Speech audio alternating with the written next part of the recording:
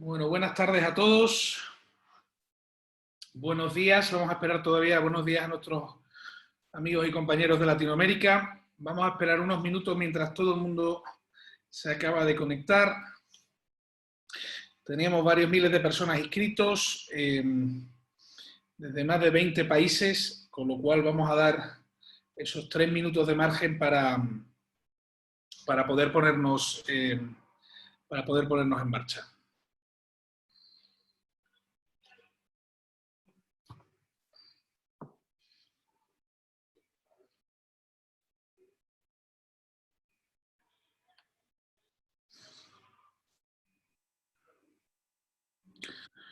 Bueno, pues buenas tardes a todos. Como decía, buenas tardes a todos en España. Buenos días como señalábamos, a nuestros compañeros en Latinoamérica. Bienvenidos a todos a este webinar de Thinking Heads, con el que contamos con la presencia del presidente José Luis Rodríguez Zapatero. Como les decía, darles las gracias por estar hoy aquí en un tema tan interesante que tenemos, que en este caso se llama pandemia y política. Donde lo que vamos a intentar es con el presidente Rodríguez Zapatero reflexionar un poco sobre estos nuevos equilibrios globales que surgirán a raíz, sin duda, de esta pandemia, la del COVID-19, y ver un poco las consecuencias políticas y económicas de esta crisis para las democracias y para el estado del bienestar. Para hablar un poquito de cómo nos vamos a organizar, aunque muchos de ustedes ya son asiduos a estos webinars de Thinking Heads, recordarles que tienen en su pantalla, tienen una zona que pone preguntas y respuestas, en la cual pueden ir lanzando las preguntas que tengan interés que el presidente pueda contestar. Estaremos una primera media hora conversando sobre una serie de cuestiones con el presidente, y la segunda media hora entrará mi compañera Laura Marcos, gerente del equipo de consultoría, para recoger las preguntas que ya nos han mandado muchos de los invitados previamente y recoger las preguntas también que nos han mandado algunos periodistas. En cualquier caso, si durante la charla tienen interés en poder comentar, preguntar alguna cuestión, en el apartado de abajo, si pasan con su ratón, en la parte de abajo pone preguntas y respuestas, pueden teclear su pregunta. Les pido, en el caso de que sean algún medio de comunicación, que se identifiquen del medio al que pertenecen, y si no son de ningún medio de comunicación, si nos ponen desde dónde nos están haciendo la pregunta y su nombre, que ya aparece en el registro, le estaremos muy agradecidos. Yo, sin más dilación, quiero dar la bienvenida y dar las gracias al presidente José Luis Rodríguez Zapatero. Presidente, muchísimas gracias por estar esta tarde con nosotros aquí. Y presentarles brevemente, el presidente Rodríguez Zapatero es una persona bien conocida y bien querida. Ha sido presidente entre los años 2004 y 2011 del Gobierno de España, y las acciones de su gobierno, numerosas y variadas, se centraron sobre todo, de los más destacables aspectos, en el desarrollo de un amplio programa de extensión de derechos civiles y sociales a través de leyes pioneras en el mundo, como pueden ser la del matrimonio igualitario entre personas del mismo sexo, o la Ley Integral contra la Violencia de Género de 2004, o incluso también la Ley de Dependencia de 2007. Y entre los logros más reconocidos a nivel internacional del presidente Zapatero se encuentra precisamente el del fin del terrorismo de ETA, que era el último conflicto armado que había en Europa y que fue derrotado gracias a la ley y a la democracia. Finalmente, durante su segundo mandato, tuvo que combatir precisamente los efectos en España de la crisis financiera internacional que estalló en otoño de 2008 y precisamente también la réplica en forma de crisis de deuda soberana que ocurrió en Europa a partir de la primavera de 2010. Presidente, como le decía, muchísimas gracias por acompañarnos ahora. Me consta que estás ahora mismo en casa y que no paras de tener reuniones una detrás de otras con estos medios, ¿no?, y estos canales hoy en día. En efecto, muy buenas tardes. Muchas gracias a Thinking Heads, Dani, por la invitación, y un saludo cordial a todas las personas que quieran compartir este momento de reflexión y de debate. Muchas gracias, presidente. Voy a traer, lo hablábamos, ¿no?, en estos días, que precisamente la política tiene que gestionar muchos problemas. O sea, al final un poco el rol de la labor política, pero claro, una pandemia es más una crisis de carácter sanitario, con unas consecuencias gravísimas a nivel social y en este caso también a nivel económico. Entonces, quería empezar un poco la conversación, presidente. ¿Cómo puede y debe la política encarar un problema así ante un escenario internacional de grandísima incertidumbre? Bueno, hay dos consideraciones que me parecen importantes, ¿no? La primera es que una pandemia como la que vivimos es un hecho extraordinario, que se da cada mucho tiempo y que además con la intensidad de que la hemos vivido en muy pocos meses, extendiéndose a todo el mundo y provocando tantos daños, es ciertamente una crisis gravísima. Y ante una crisis gravísima, la política es la respuesta de la máxima certidumbre posible, de la seguridad, del apoyo a la ciudadanía en un contexto global difícil, como todos somos conscientes, porque uno de los factores que serían más importantes para superar esta pandemia y esta grave crisis mundial es una cooperación y un multilateralismo activo, con instituciones internacionales fuertes, tanto la Organización Mundial de la Salud, Naciones Unidas, como todas las organizaciones regionales. Y tenemos un escenario geopolítico en el que hay muchos déficits, fundamentalmente como consecuencia de la actitud de negar ese carácter global o multilateral a las relaciones políticas de la administración Trump y su confrontación con China. Por tanto, el escenario es un escenario muy difícil, de una gravísima crisis, pero quiero subrayar la segunda consideración. Esta no es una crisis de color político, ni de origen económico, ni financiero. Es una crisis fruto de un shock externo, de una catástrofe como es una pandemia de esta envergadura, donde además la política debe ir casi al mismo tiempo que la ciencia. Y todos somos conscientes que aún en el terreno de la ciencia, decisivo para una crisis de esta envergadura, hay muchas incertidumbres. Es natural, porque estamos ante un virus nuevo y que aún queda mucho por saber de él, de cómo combatirlo, de cómo prevenirlo y de cómo vacunarnos ante él. Y por tanto es difícil imaginar una crisis más grave que esta, salvo lo que puede ser, pero insisto, esas son de origen político, una confrontación bélica. Esta es quizá la crisis más grave a la que se puede enfrentar la política y un gobierno en una situación, digamos, no de confrontación bélica. Me voy a colgar presidente, de lo que decías de la cooperación. Vamos a volver ahora al plano internacional y geopolítico, pero quería aprovechar porque justo en este momento tenemos suspendido precisamente el pleno del Congreso, ¿no? Que debe aprobar una nueva prórroga del estado de alarma, y si no me equivoco a las 6 se va a reanudar la sesión con poca sorpresa ya, ¿no? Porque Ciudadanos ha dicho y el PNV que van a decantar la balanza a favor del sí, aunque el Partido Popular se ha abstenido por primera vez. Yo quería preguntarte, presidente, ¿qué opinión te merece, y hablando como hablabas antes de cooperación, la estrategia política de Pablo Casado y en general las relaciones gobierno-oposición en una situación como la que están ahora en muchas democracias, precisamente que tienen que gestionar una crisis de este calibre y donde en España, no solo en España, sino en muchos sitios, se está gobernando en minoría?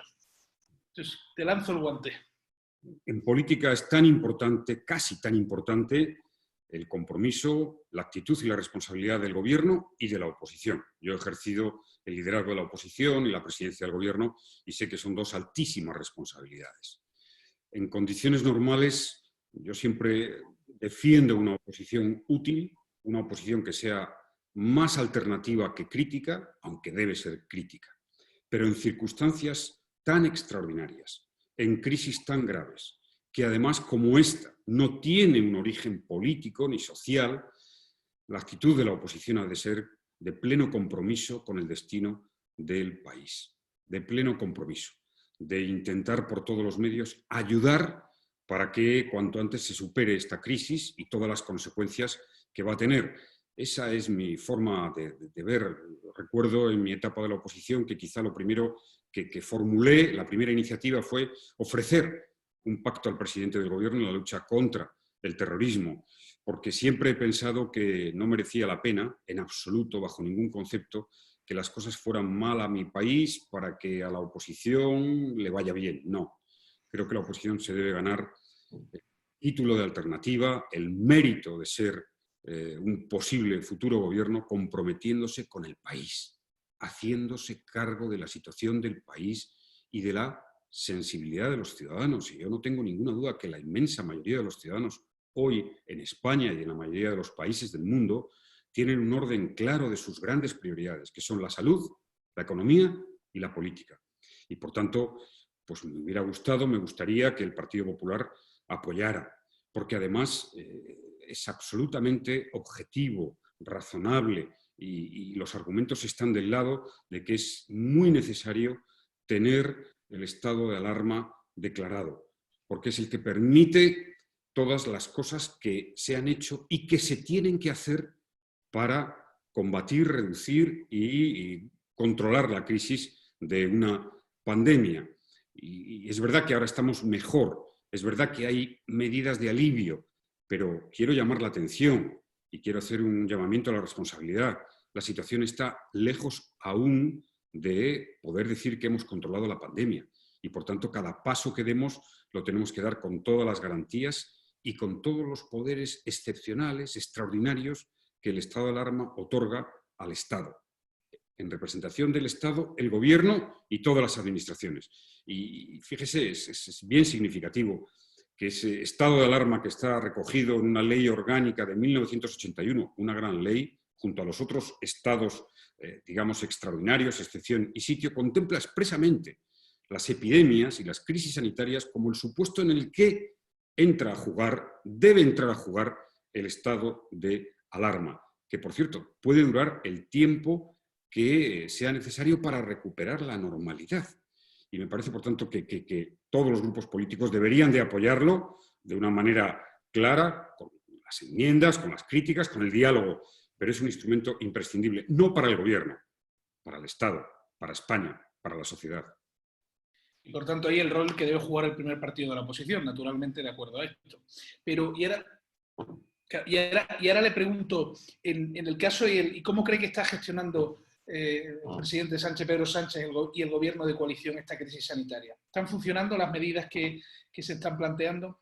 Creo que hay dos parámetros por los que tenemos que evaluar. Digamos que todavía queda tiempo, porque, insisto, la pandemia no ha terminado. Y me llama la atención cuando se establecen, que por cierto no parece que sea un método adecuado, los rankings de cuántos infectados, de cuántos muertos en un país, en otro país, porque nos queda todavía mucho tiempo para hacer una evaluación. Nos queda saber muchas cosas de la ciencia. Por ejemplo, por qué en unos países se ha producido un contagio mucho más activo e intenso en menos tiempo que en otros. ¿Y ahí hay alguna tesis, si me equivoco? Pero fíjese, creo que sería aventurado. Parece que hay algunos datos que avalan a decir, bueno, los países con más tránsito del mundo, pues son países que se han visto muy afectados. Italia, China, Francia, Estados Unidos, España. Pero es aventurar. Quiero decir que seguramente la ciencia en su momento aportará por qué en unos países y en otros no ha tenido una explosión tan grande lo que es la pandemia. Pero fíjese, la pandemia fue declarada el 11 de marzo por la Organización Mundial de la Salud, que es la gran autoridad en materia de salud global, y el 13 de marzo el Gobierno anunció el estado de alarma y todas las medidas de un confinamiento que ha sido intenso, fuerte y que la ciudadanía española ha respetado y que nos ha hecho descender drásticamente el número y el crecimiento de infectados, a pesar de que hemos sufrido extraordinariamente por un número muy elevado de muertos que siempre tienen que estar por encima de todo en nuestra consideración. Pero, y junto a eso, junto a las medidas adecuadas, utilizando el vehículo adecuado, que es el estado de alarma, que ha sido, en fin, he estado en un gobierno y sé lo que es tomar decisiones en ese contexto, cuando ves que tus compatriotas, hay tantos que están sufriendo, que los hospitales están casi colapsados y se ha hecho una acción de gobierno intensa con muchísimas normas, de decretos leyes, de decretos de órdenes, nada más y nada menos. ¿Para qué? 1, paralizar un país.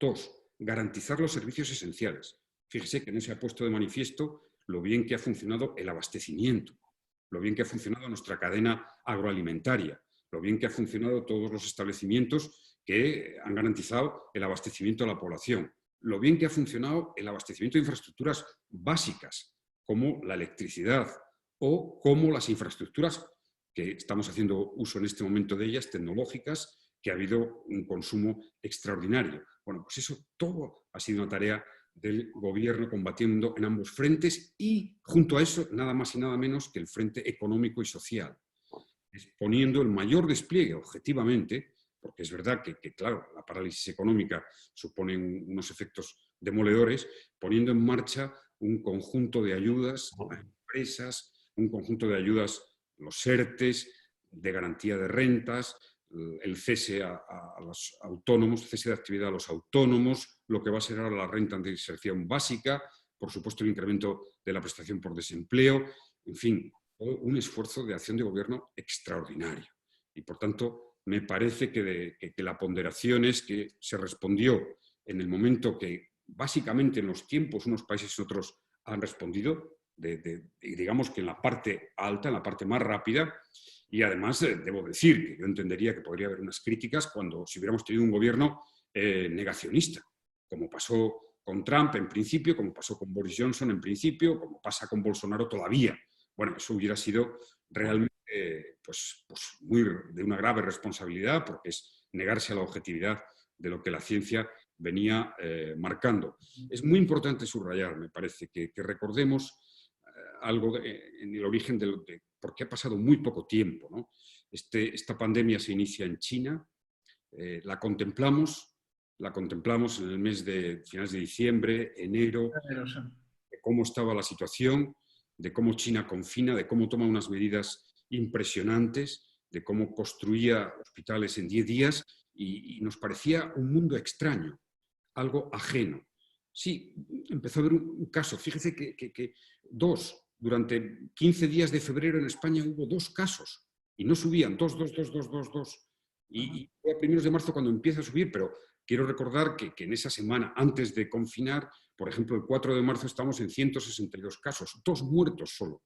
Y por tanto, puede decir, bueno, bien, podríamos haber sido visionarios y saber que anticiparnos a que la expansión en España hubiera sido muy fuerte, pero creo que no sería ni objetivo ni justo. Ha tomado las medidas adecuadas con un esfuerzo gigantesco, con una gran protección económico y social que ojalá podamos mantenerla el tiempo suficiente y necesario. Y sería muy importante que recordáramos, porque eso es lo que más nos debe preocupar en este momento, cómo China ha hecho las cosas, que controló la pandemia. Hoy China está ya en la actividad económica. Hemos visto imágenes hoy de los aviones y de este puente último, de este puente del 1 de mayo. Más de 150 millones. Donde la actividad económica se ha recuperado y donde han tenido un método que, por cierto, deberíamos de estudiar más, porque es muy importante. Además de que ha sido clave, fíjese, es una reflexión que insisto, y con esto ya le dejo que me pregunte nuevamente, que qué hubiera pasado en el mundo si China no hubiera controlado la pandemia con la eficacia que lo controló. Porque la gran mayoría de todos los productos de protección, de todos los productos sanitarios de protección que han adquirido la mayoría de los países del mundo, han venido de China, que por cierto ha cooperado y ha hecho ayudas importantes también en nuestro país. Sí, yo quería abundar un poco en lo que decía precisamente en ese cambio, ¿no? Porque teníamos unas relaciones China-Estados Unidos muy tensas con un cierre, en este caso, de la política de Estados Unidos al multilateralismo y a la cooperación. Y sin embargo, este virus o esta oportunidad que surge alrededor de un virus que yo concuerdo también, y la canciller Merkel lo señalaba muy contundentemente, o sea, estamos al principio todavía de esta crisis y la gente aún no es consciente. Entonces, en la medida en que esto, por lo que tengo entendido, al final se resuelve cuando encontremos la vacuna o cuando tengamos esa inmunidad de rebaño de la que hablan, ¿no? O sea, esto es probable que en más de un año todavía nos quede una situación en la que al menos habrá distanciamiento social. ¿Esto cómo afecta a un orden tan global en el cual hay tráfico de personas, mercancías, estamos tan interrelacionados unos con otros, con problemas en la cadena de suministro, problemas en cómo gestionamos, cómo prevés un poco que va a afectar esto en ese nuevo cambio de poder, donde Estados Unidos ha ido perdiendo cada vez más relevancia, donde China cada vez va cogiendo un papel más preponderante? Es verdad que tenemos una circunstancia muy especial, que es la actitud del presidente Trump, ¿no? Primero, en general, no cooperando mucho, en fin, a mí me llamó la atención, me preocupó la salida de dejar de financiar a la Organización Mundial de la Salud y su permanente intento de confrontarse con China, quizá porque hay unas elecciones en noviembre en Estados Unidos y seguramente la gestión de esta crisis pues, le puede provocar muchos problemas al presidente Trump. Pero me parece fundamental que la cooperación se imponga, sea Naciones Unidas, sea la Organización Mundial de la Salud, sea el G20, que puede tener un papel. ¿Por qué? Porque, en efecto, como bien apuntabas, en el momento en que intentemos y tengamos las condiciones sanitarias y de salud, que es lo más importante, reactivar la economía, hablar de lo que es abrir fronteras, cómo abrir las fronteras, cómo coordinar el control de los riesgos que la actividad económica, una vez que se abra, pueden tener, exige una extraordinaria cooperación. Nunca el mundo va a necesitar tanta cooperación para reactivar la economía como con esta crisis, con esta pandemia. ¿Y qué problemas puede haber, presidente, a ello? O sea, ¿cuáles ve usted en su experiencia y de esto? ¿Qué problemas podemos tener a esa voluntad de concertación y cooperación? ¿Esos grandes nacionalismos que están surgiendo ahora excluyentes o cuál cree que es el...? Mi opinión es que los nacionalismos no van a salir reforzados de esta crisis. Los Bolsonaro, No van a salir reforzados. Sabemos, como en otros campos, que este mundo global es un riesgo global y que necesita, igual que vamos ahora a una globalización virtual, necesita de una política global, de una cooperación global, de una gobernanza global. Y eso, antes o después, se va a imponer. Ojalá ese escenario fuera el más breve posible, tuviera el menor plazo posible, porque es imprescindible. Pensemos en el cambio climático. Es decir, hay muchos informes y creo que todo el mundo se aproxima intuitivamente a la relación directa que hay con los riesgos de salud y el cambio climático. Casi hay que fundir los dos grandes temas para abordarlos, porque es verdad que, como el otro día leía en un informe, pues nuestra especie se ha duplicado en 30 años, prácticamente 40 años, y los espacios, los ecosistemas se han reducido a la mitad. Y hay una relación directa con cómo estamos tratando la naturaleza para el riesgo de muchas enfermedades. Y, por tanto, o tenemos la perspectiva global y de la cooperación, o este siglo XXI va a ser un siglo de muchas dificultades. Y espero que eso, antes o después, se imponga. Es verdad que la historia de la humanidad no nos da muchas veces motivos para sentirnos orgullosos. El siglo pasado tuvimos 2 guerras mundiales y de esas 2 guerras y yo quiero tuvo que surgir Naciones Unidas, ¿no? Quiero conectarle precisamente esto, es el papel, quiero preguntar, Europa, es decir, tenemos, o sea, al final nosotros actuamos a través de Europa y luego quiero irme a Latinoamérica, donde tenemos muchas de las personas que nos están viendo. ¿Cómo está el papel de Europa? Es decir, dentro de esa cooperación global, España estamos dentro de Europa y tenemos que ver cómo veis esa solidaridad, habrá esa solidaridad, esa conciencia al final de que tenemos que tener una Europa para poder resolverlo, es decir, si al final España, Italia, Francia es una parte muy importante de Europa frente a la parte más del norte de estos países. ¿Cómo ves esa situación y luego esa en el contexto global y luego lo pondremos en conexión con Latinoamérica? Veo a Europa mejor que hace 10, 12 años. Cuando tuvimos la crisis financiera del 2008, costó prácticamente hasta el 2014 el principio de compromiso, de responsabilidad y de solidaridad decisiva se pusiera en práctica con un Banco Central Europeo que ahora sí está actuando como Banco Central, como Banco Federal, como Banco Prestamista de Última Instancia y garantizando la liquidez fundamental. Ha salido el Tribunal Constitucional alemán referente, ¿no?, a las medidas de Draghi. Creo que le ha pedido documentación al Banco Central Europeo. ¿Y cómo crees que los alemanes van a evolucionar en ese aspecto? En fin, es una sentencia, una resolución del Tribunal Constitucional alemán preocupante, pero tengo la impresión de que no se impondrá a la lógica de la política que supone hoy que si queremos Europa, Europa tiene que ser solidaria. Si queremos pensar en el futuro, en un futuro para Europa, ha de ser solidaria, como con sus dificultades, en estos momentos, en esta crisis, está siendo desde luego mucho más que hace, insisto, 10 o 12 años. Siempre, en fin, lo digo, lo comento, ojalá en 2008 hubiéramos tenido un Banco Central Europeo comprando deuda como está ahora, porque no hubiéramos tenido los problemas de prima de riesgo y de financiación y de deuda que tuvimos a partir de 2010, que llegaron año y medio después.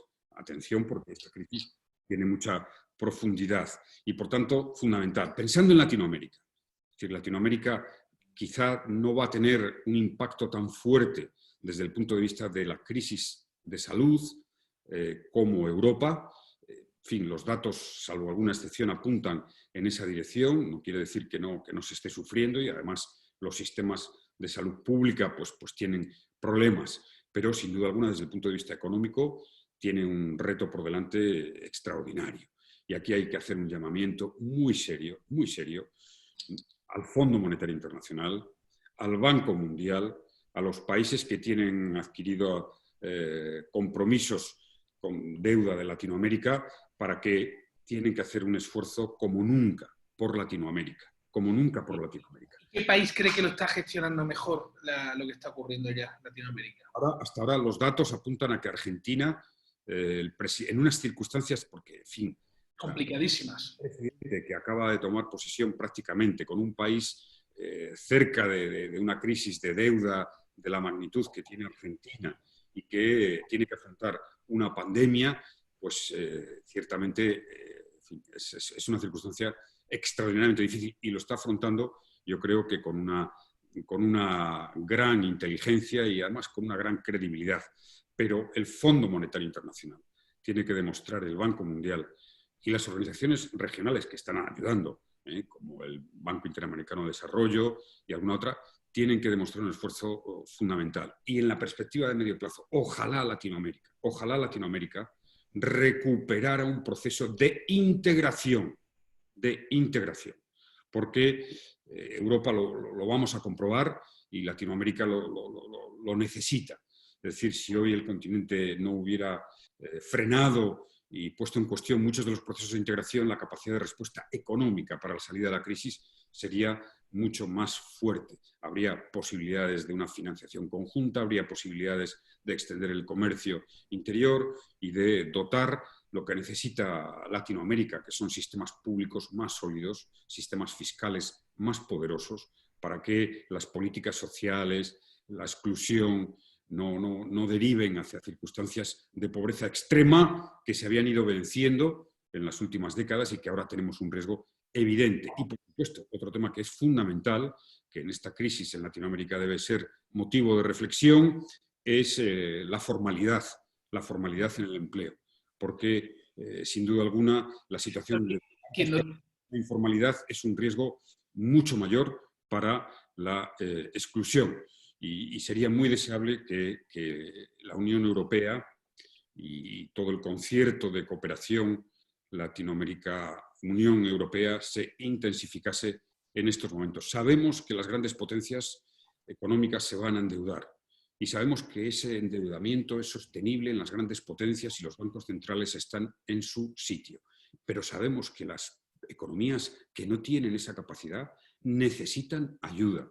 Y quien se la puede dar es, por supuesto, el Fondo Monetario Internacional de Europa y ojalá Estados Unidos. Yo sueño en algún momento con ver a Estados Unidos, a un gobierno norteamericano cooperando con Latinoamérica, no queriendo imponer sus políticas, cooperando financieramente de una manera activa, cooperando socialmente, y ojalá pues con las elecciones de noviembre tengamos otra perspectiva. Presidente, luego una pregunta antes de dar paso a las preguntas del público y de la prensa.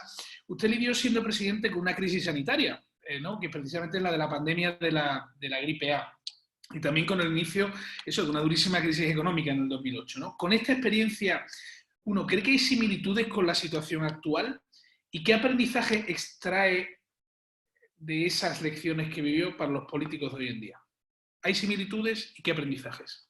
Hay dos lecciones, que al final hay siempre un campo de contingencia, un campo que no es previsible. Fíjese, la gripe A del 2009, en fin, todos los datos que teníamos, recuerdo mis reiteradas reuniones con todo el comité científico, pues era de que iba a ser una epidemia, una pandemia seria, grave. De hecho, en aquel momento, para ello había vacuna, y recuerdo el gigantesco esfuerzo que hicimos, creo que una inversión de 300 millones de euros, para poder vacunar prácticamente al 60% de la población. Y sin embargo, a pesar de que había mucha alerta, luego la pandemia no tuvo, en fin, un resultado y un efecto tan negativo, ni muchísimo menos. De hecho, fíjese que posteriormente hubo, esto es muy curioso, investigaciones, ha habido artículos que sostuvieron que aquello se exageró por la industria farmacéutica para tener más posibilidades económicas y de ganar. Pero, sinceramente, debemos asumir que hay, incluso en la ciencia, incluso en el siglo de la inteligencia artificial, de los Big Data, hay un margen de imprevisibilidad. Este virus, el coronavirus, es un virus nuevo, ha sido nuevo y su comportamiento todavía no está absolutamente radiografiado por la ciencia ni en su origen, ni en por qué afecta más a unas personas que a otras, por qué a unos países más que a otros y, por supuesto, todavía no sabemos a ciencia cierta, con certidumbre, cómo se le combate, cómo se le trata y, por supuesto, estamos esperando a esa vacuna. Es verdad que hay un factor de esperanza. El factor de esperanza es que en estos momentos, como nunca en la historia, hay una colaboración de investigadores a nivel internacional para lograr esa vacuna.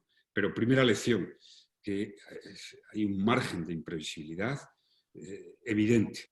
Y segunda lección con la crisis económica es que o hay cooperación global,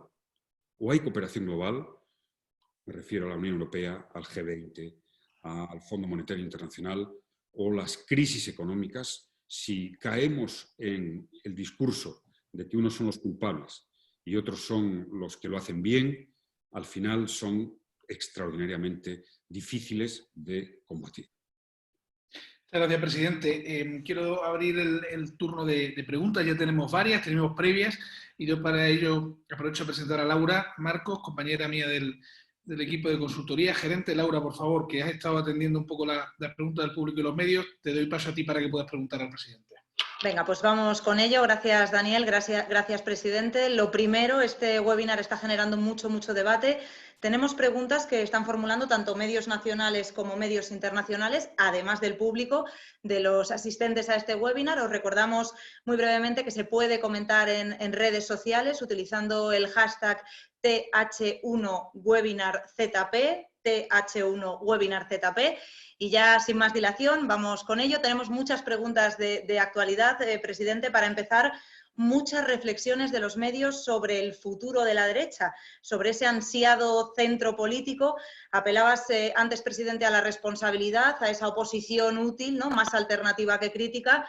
Hoy el Partido Popular se va a abstener en la votación que va a producirse en unos minutos en el Congreso de los Diputados en esa prórroga del estado de alarma. Preguntan si crees que Ciudadanos recuperará músculo y el espacio del centro derecha con este apoyo que va a dar hoy al Gobierno, y si crees que el Gobierno puede reeditar esta fórmula de consenso con Inés Arrimadas un poco en el futuro, ¿no? Relegando incluso a un segundo plano. Preguntan también algunos compañeros periodistas los pactos actuales con partidos independentistas.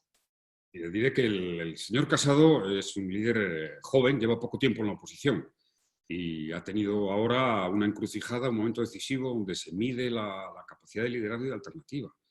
Le he escuchado hoy, me ha parecido un discurso del no, de un no duro, para acabar en la abstención. Cuando eso suele pasar en política es que uno no está o convencido o no acertado, porque lo que decimos se tiene que parecer a lo que votamos. Eso es así y, por tanto, creo que no ha pasado ese hoy, es decir, en fin, la política tiene mucho recorrido, ese trance. Yo, en fin, no me atreveré nunca a dar un consejo, porque es lo peor que puede hacer un expresidente, pero diré que desde el primer día, incluso lo hizo en los primeros días. Ayer recuperaba una declaración de él, precisamente del 4 de marzo, donde dice: estamos al lado del Gobierno y nuestras comunidades autónomas están, porque esta es una crisis de gestión compartida, están colaborando con el Gobierno. Bueno, a medida en que las cosas se han puesto peor, pues ha surgido esa tentación que en la oposición se tiene, de pensar que si al Gobierno o las cosas en el país son difíciles, a ti te puede ir mejor. Es una tentación a corto plazo. No construye un proyecto de largo alcance, y me gustaría que se produjera esa reflexión y que apoyara al Gobierno en la alarma y en las prórrogas que pueda haber y, por supuesto, en esa comisión de la reconstrucción, negociando, dialogando, pero dando la impresión que cuando uno sube a la tribuna y es líder de la oposición y tiene 20 minutos o media hora, dedica más tiempo a lo que está pasando, a lo que el país siente, a lo que el país necesita, que a criticar los posibles errores, o exagerar los errores del gobierno. Eso es lo que distingue. Y sí, pienso que en relación con Inés Arrimadas y con Ciudadanos, creo que hoy ha acertado y creo que la prueba mejor es que prácticamente antes había pasado, estaba en un papel completamente oscurecido y hoy ha sido importante en el proceso de diálogo y de conformación de esa mayoría para respaldar en mi opinión, desde la experiencia de gobierno y de haber afrontado, por cierto, una situación de estado de alarma, imprescindible el aprobar esa prórroga del estado de alarma. Sí, creo que Ciudadanos ha recuperado terreno y el futuro de la derecha, bueno, el centro derecha está dividido, esta pulsión de la extrema derecha. Siempre en España la derecha se ha acercado o ha ganado las elecciones cuando ha ido al centro y cuando se ha hecho lo más posible cargo del país. Esa es mi opinión inequívoca. Vamos a hablar un poco del terreno un poco más internacional. Hablaba usted antes de Argentina. Desde allí el diario Clarín formula varias preguntas, también muy de actualidad esta tarde. Creo que alguna la ha orientado un poco en su respuesta anterior, pero bueno, le preguntan, ¿España puede seguir adelante con el plan de transición hacia la nueva normalidad fuera del estado de alarma? Le hacen una segunda pregunta, ¿cómo de factible es gobernar España y gestionar una pandemia en una coalición como la actual, coalición del Partido Socialista y de Unidas Podemos? Y una pregunta muy concreta que formula también uno de los asistentes a este webinar, Javier Sánchez Rojas, pregunta, ¿le ha llamado el presidente Sánchez para pedirle consejo u opinión, aprovechando su experiencia en la presidencia del gobierno? Bueno, son tres cosas. La primera, sí, considero que la coalición que hay de gobierno en España está funcionando. Yo veo una coherencia y un entendimiento con los lógicos matices y, por tanto, no aventuro en ese terreno dificultades a lo que es la estabilidad del propio gobierno, aunque, como todos sabemos, necesita una mayoría más amplia. En segundo lugar, es que, sinceramente, me ha parecido un debate entre absurdo e increíble que se buscaran alternativas para hacer cosas parecidas sin el estado de alarma, cuando el estado de alarma es el supuesto previsto, ordenado, regulado, expresamente. Y las otras leyes, que algunas de ellas son de mi etapa, no están pensadas para una pandemia de esta envergadura. De hecho, no contienen medidas explícitas, concretas, directas, como lo hace el estado de alarma, que, por cierto, en la propia ley, en su artículo 12, establece que en el estado de alarma las autoridades podrán, además de las medidas que le permite el estado de alarma, que fundamentalmente es limitar el derecho a la libre circulación y la posibilidad de intervenir bienes y empresas, puede aplicar todo lo que está en la normativa de las leyes sanitarias. Si es que, en fin, me parece claro. Y además, que esto es lo más sorprendente, el estado de alarma, precisamente porque es un estado de una circunstancia muy, muy extraordinaria, tiene todos los controles y garantías de mercado. Tiene el control de constitucionalidad, porque el Tribunal Constitucional se va a pronunciar, como ya se pronunció sobre el estado de alarma que yo declaré cuando la huelga de los controladores aéreos. Control de constitucionalidad. Control parlamentario, como hemos visto hoy por cuarta vez, donde se debate y se vota el estado de alarma, en la sede de la soberanía popular. Por tanto, el máximo control. Y tiene luego el control jurisdiccional. Cualquier acto derivado de decisiones o de aplicación de la normativa que tiene el estado de alarma es recurrible, como la ley orgánica reconoce, en la vía jurisdiccional. Por tanto, tiene todos los controles. Y debo insistir, seamos conscientes que a pesar de que la situación ha mejorado, tenemos que tener una gran seguridad de los pasos que damos, porque hemos visto el potencial maligno de este virus, la capacidad de contagio y de hacer daño. Y tenemos el ejemplo de China, cómo confinaron intensamente, cómo han ido desconfinando por sitios cada 15 días, cuando ya no se demostraba que no había casos, y eso es una regla que me parece fundamental, y cómo han ido paso a paso, y hoy ya están recuperando buena parte de la economía. O sea, no solo en su día la combatieron y la vencieron, sino que han sabido hacerlo. Y me gustaría que nos liberáramos de los prejuicios que a veces oigo como para seguir y inspirarnos en buena medida. Y, por cierto, también para reconocer la ayuda que han prestado, ¿no? Y segundo, y por último, en tercer lugar, he tenido algún intercambio, fundamentalmente a través de mensajes, sí, en estas semanas, con el presidente del Gobierno, siempre para expresarle, ante todo, mi apoyo. Sí, lo haría igual, si estuviera el presidente de un Partido Popular, mi apoyo y mi solidaridad, porque soy consciente de la dificultad de la situación y además esa es una tradición del Partido Socialista. En fin, cuando hubo la crisis tan grave de Cataluña, pues también lo hice con el presidente Rajoy y ahora pues más con el presidente Sánchez, que en mi opinión está manteniendo el temple con capacidad de liderazgo y con serenidad que, insisto, debe ser muy difícil cuando tienes una situación como la que estamos viviendo. Hablaba usted de China ahora mismo. Tenemos una pregunta de Miguel Ángel Moratinos, alto representante de Naciones Unidas para la Alianza de Civilizaciones y persona que usted conoce muy bien. Nos pregunta qué recomendaría para la reforma de la gobernanza mundial y del sistema multilateral y de Naciones Unidas. Y aprovecho porque hay más preguntas de los invitados en ese sentido. Le preguntan, presidente, ¿cómo ve a España en 10 o 20 años dentro del nuevo orden internacional que nacerá tras esta pandemia? Y le piden también que se moje, ¿no? Que nos diga qué líder político europeo, a su juicio, ha sabido comunicarse mejor con sus ciudadanos, comunicando, digamos, lo que estaba pasando dentro de la complejidad. Nos piden en esta pregunta que evite decir que el presidente del gobierno español, pero bueno, yo ahí se la dejo.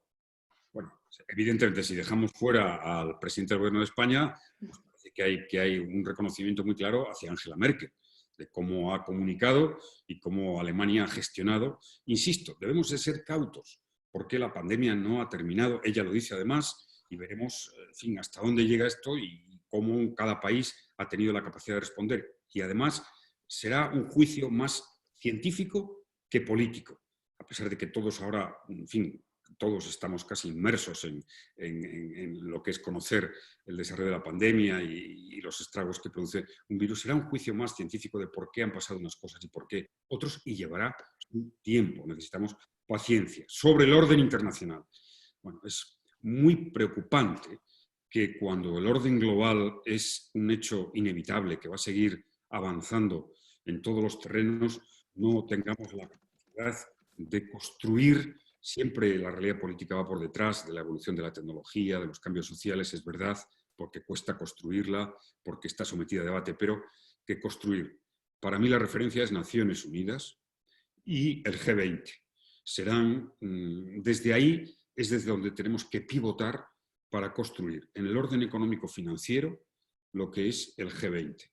Y tuvo un papel en 2008, ahora debería de tener más papel.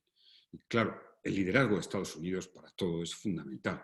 China está por el multilateralismo. Y en Naciones Unidas, bueno, hay dos elementos: la reforma del Consejo de Seguridad, por supuesto, y dos, el fortalecimiento de todas las agencias por el desarrollo, por la cooperación, que son las que tenemos en el mundo. ¿Qué sería de muchos países que aún así sufren mucho sin las ONGs que con Naciones Unidas cooperan?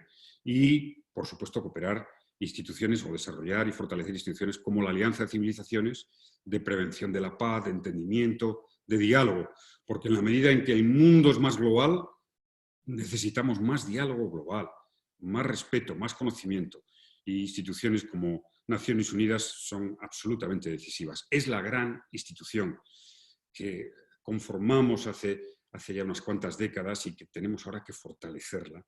Es una exigencia extraordinaria.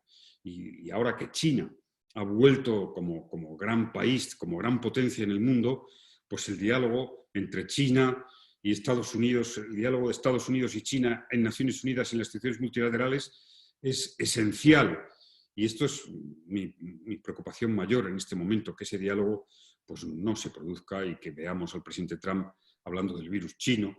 En fin, el virus lamentablemente ni tiene un origen, ni tiene un color ideológico ni político. Es un mal de la humanidad, un desafío de toda la humanidad y tenemos que responder como una sola humanidad. ese discurso nacionalista que mencionaba usted antes, que cree que no va a salir reforzado de esta crisis, ¿no? Escenificado un poco en algunas de las declaraciones de Trump. Ni va a mejorar Estados Unidos, el balance lo veremos en poco tiempo, ni va a mejorar el mundo. Igual que en Brasil, el discurso del señor Bolsonaro ni va a mejorar Brasil, ni va a mejorar Latinoamérica ni el mundo. Es una cuestión, en mi opinión, ahora ya de poco tiempo. Desgraciadamente, presidente, estos días hemos visto las muertes de decenas de miles de personas aquí en España. Vuelvo un poco a la política nacional en residencias de mayores. De hecho, hoy mismo Pedro Sánchez ha anunciado que se va a declarar el luto nacional en cuanto pasemos, ¿no?, a la fase 1 en la mayor parte del país. Le hacen varias preguntas en este sentido.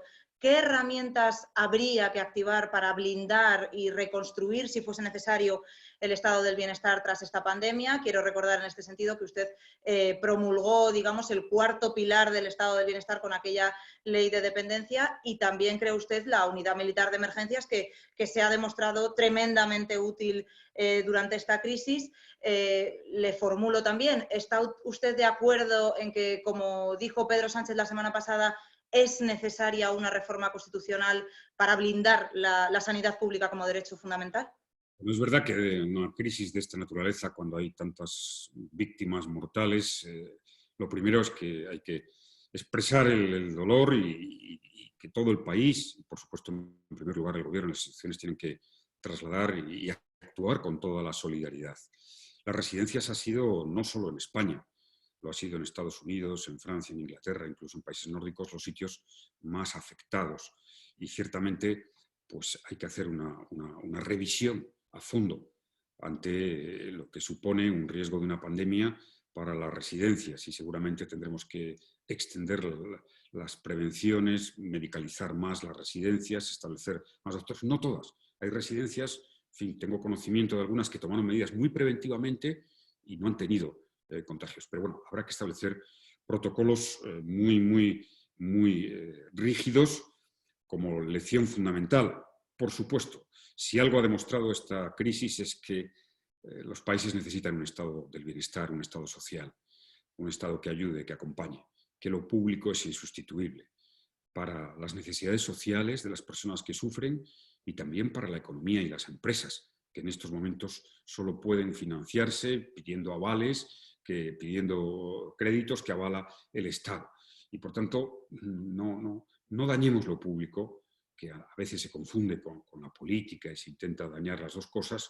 Defendamos un Estado y un sector público activo, capaz, que ha de ingresar, por supuesto, con impuestos, y tengamos esa conciencia de que cada vez será más necesario, incluso en sociedades más desarrolladas, un Estado social. Es verdad que esto no es arrimar el hombro ideológicamente, no es arrimar el hombro ideológicamente. Sería ridículo que estableciéramos una batalla ideológica en este contexto. Es arrimar el sentido común a las necesidades de la gente.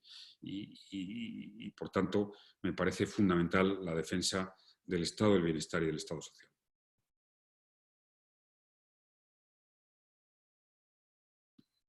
Le formulan además dos reflexiones de futuro, una local y una más internacional. La primera la plantea Félix González, le dice: ¿necesita España en esta difícil situación un gran pacto político con la colaboración de los agentes sociales para trazar una senda de futuro? Un poco en la línea de esto que estaba planteando, de reforzar el estado del bienestar.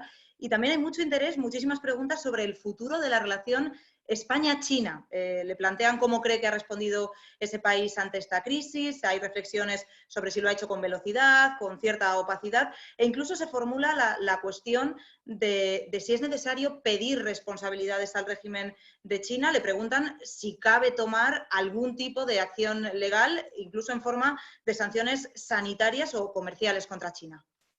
Bueno, me parece que debemos de atenernos a las instituciones internacionales si creemos en un orden de leyes y democrático. La Organización Mundial de la Salud hizo un informe exhaustivo sobre la crisis pandémica de China en el mes de febrero, que recomiendo su lectura. China ha combatido esa pandemia con eficacia y China, insisto, antes lo dije, ha sido la fábrica en gran medida para la adquisición de productos de protección sanitaria en todo el mundo, y además ha ayudado, ha donado infinidad de material, ha cooperado.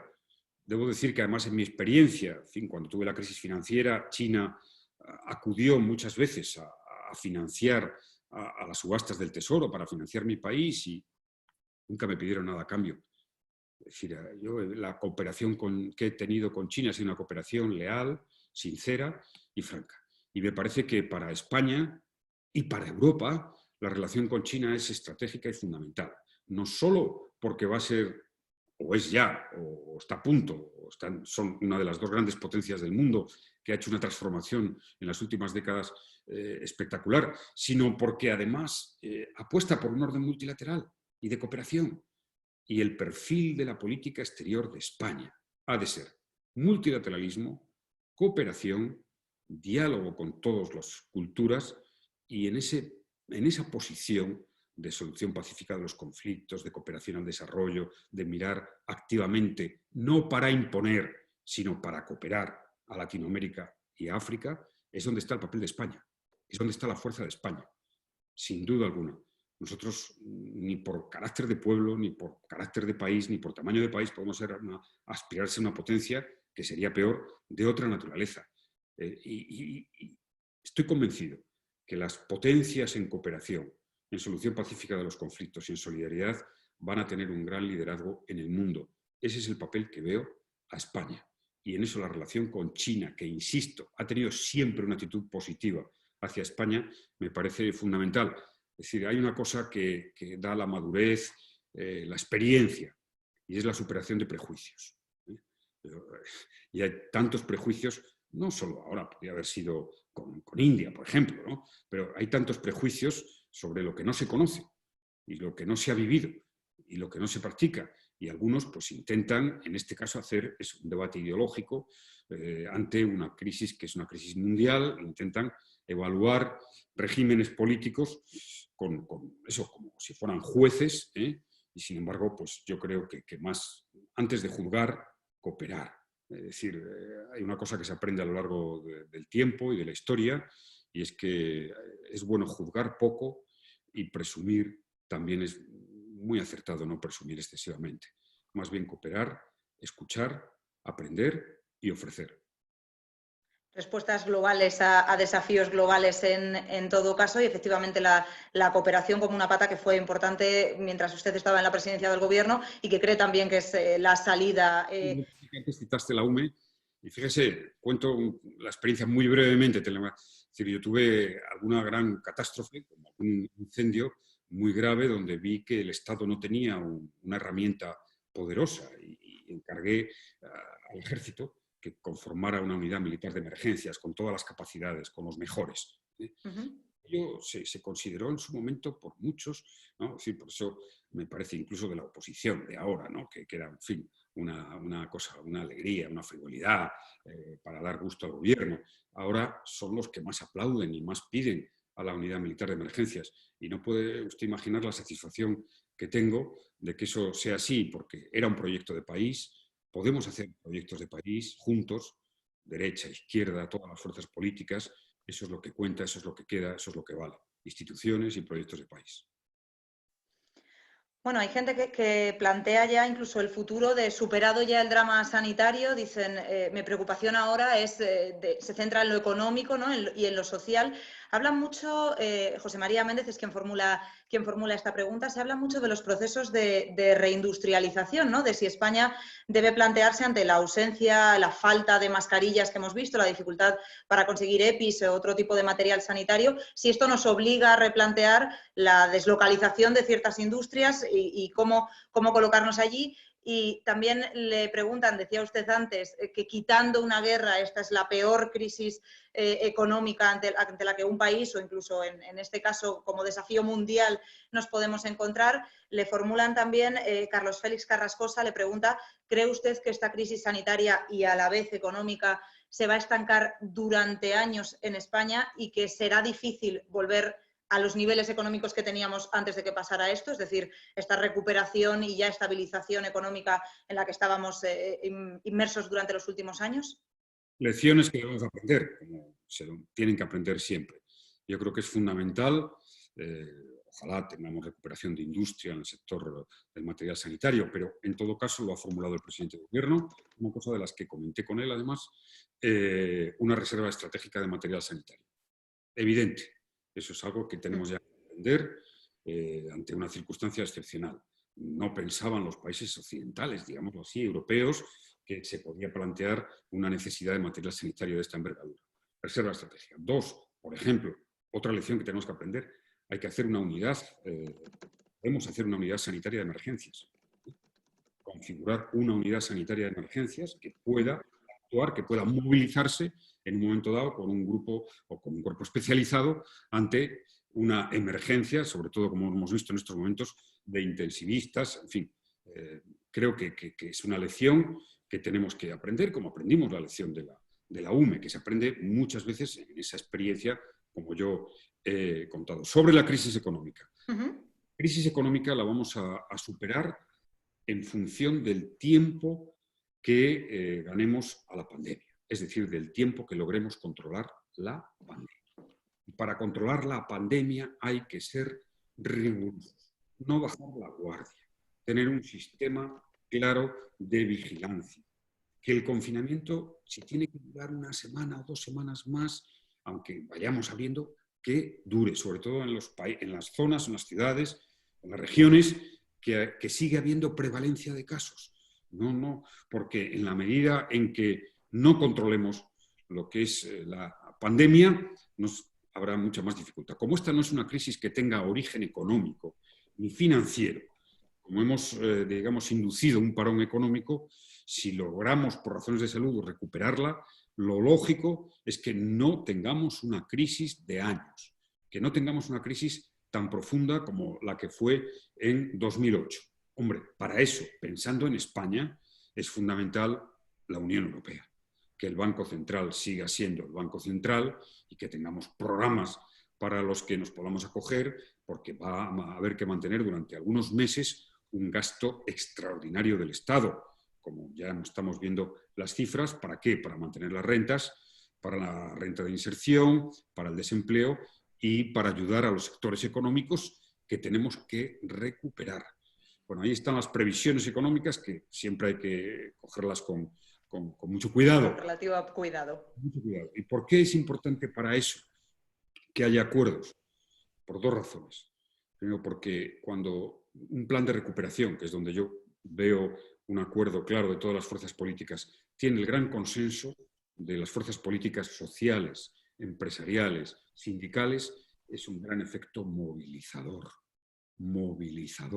de todas las energías. Cuando un país se une, un país se pone en marcha. Y este país le tenemos que poner en marcha en cuanto podamos.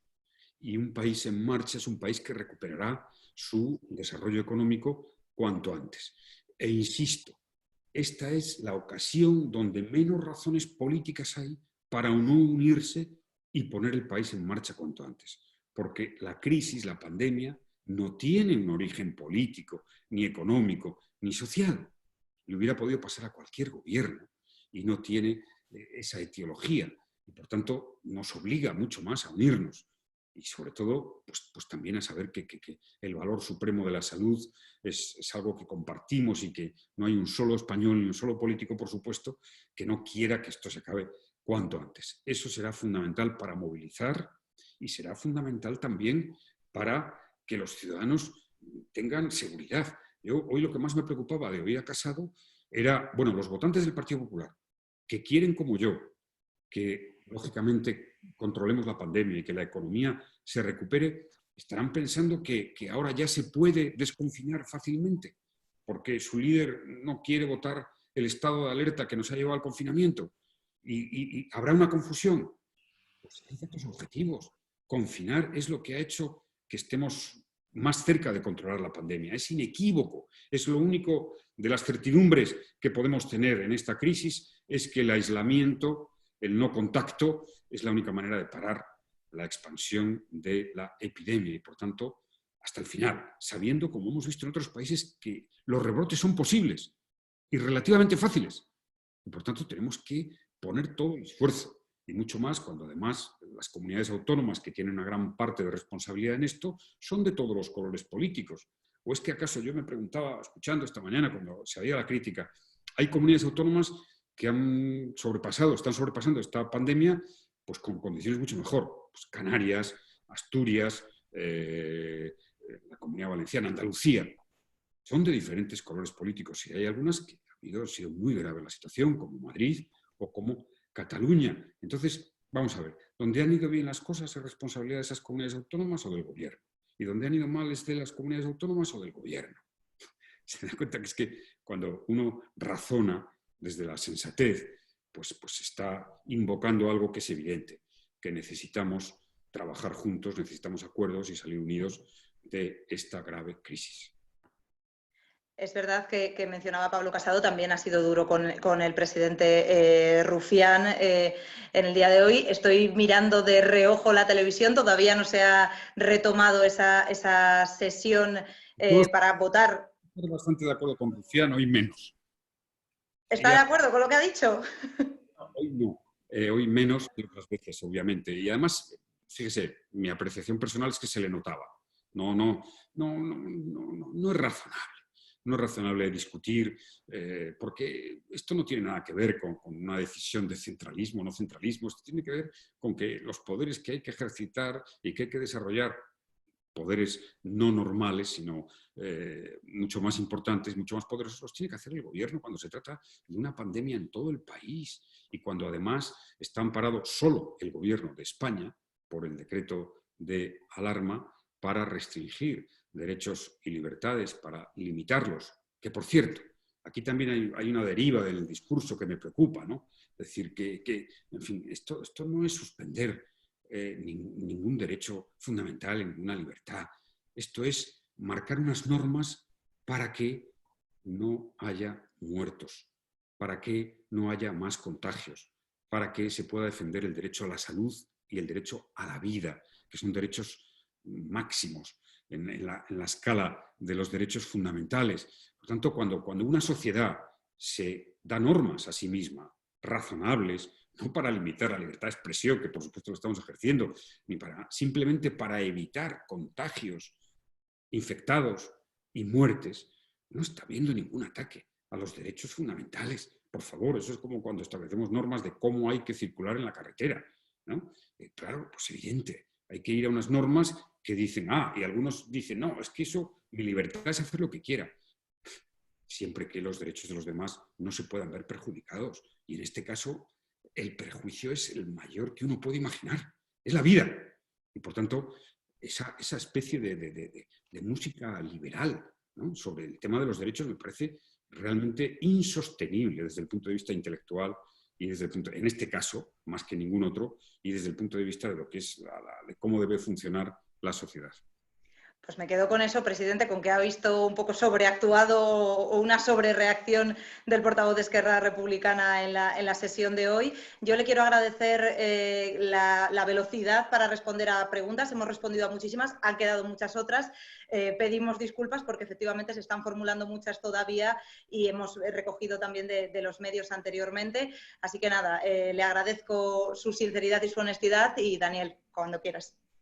Muchas gracias, Laura. Muchas gracias, presidente. He tomado algunas notas que creo que merece la pena para que nos llevemos a casa, ¿no? Esto no es una crisis de color político, es fruto de un shock externo, que la política debe ir al mismo tiempo que la ciencia. De hecho, ese es el gran problema que tenemos, ¿no?, que la ciencia no avanza a un ritmo más rápido. Alguno me decía que es que este virus es más nuevo que el último iPhone. Igual de importante es la responsabilidad del gobierno como de la oposición, una oposición que debe ser útil, más alternativa que crítica, y en circunstancias tan extraordinarias que no tienen origen político ni social, ¿no? Pleno compromiso con el destino del país. Resalta el presidente que le gustaría que el PP lo apoyara, que hay medidas, sobre todo de alivio y apelar a la responsabilidad. Señalaba también que los nacionalismos no van a salir reforzados, ojalá sea así, la cooperación global se va a imponer, que veía esa Europa mejor que hace 10 o 12 años. que estamos en mejor situación que en la época de la crisis financiera, que el BCE sí se da a esa solidaridad, que desea ver eso, un gobierno de Estados Unidos con otra perspectiva en todo lo que tiene que ver con los retos de cooperar con América Latina y al final incluso la necesidad de una reserva estratégica de material sanitario. Evocabas ahí como su día creaste la unidad militar de emergencia, que lleva una unidad de emergencia sanitaria en el mismo sentido. Presidente, sabiendo que, y ya con esto para cerrar y despedirnos de todos nuestros invitados, asistentes, perdón, al final es verdad que estamos muy al principio, ¿no? Y que esto se nos va a cambiar. Probablemente estas medidas de distanciamiento social van a durar todavía bastante tiempo. ¿Qué es, al final, qué consejo, ¿no? Y por seguir parafraseando a Kennedy, ¿no? ¿Qué podemos hacer nosotros por nuestro país?